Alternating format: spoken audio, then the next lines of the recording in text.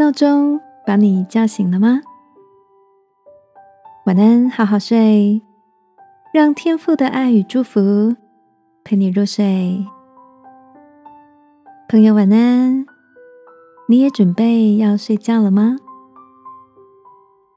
窝在暖暖的被窝里，早晨闹钟声催促着起床，你都能顺服闹钟、手机的提醒，立刻起床关掉铃声吗？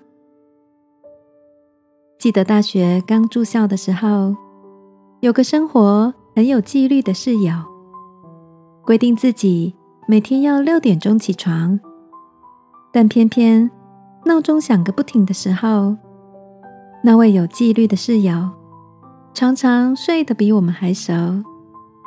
他用了一个旧式的闹钟，声音彻响着，真是恼人，还常常因为这样弄得我们几个室友怒火爆发呢。设了闹钟却没有按时醒来，或许只是压缩了出门前的打理时间，也或许错过了难得的一个见面。我们的生活里，是不是也有像闹钟一样响个不停，但却听而不闻的讯息呢？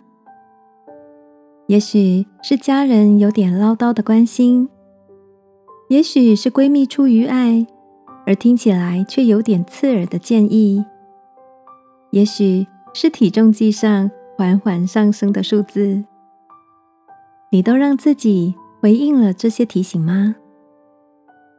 天父也常常在我们心里放下一个感动的声音，提醒着我们不要越界咯，或是该让身体休息了。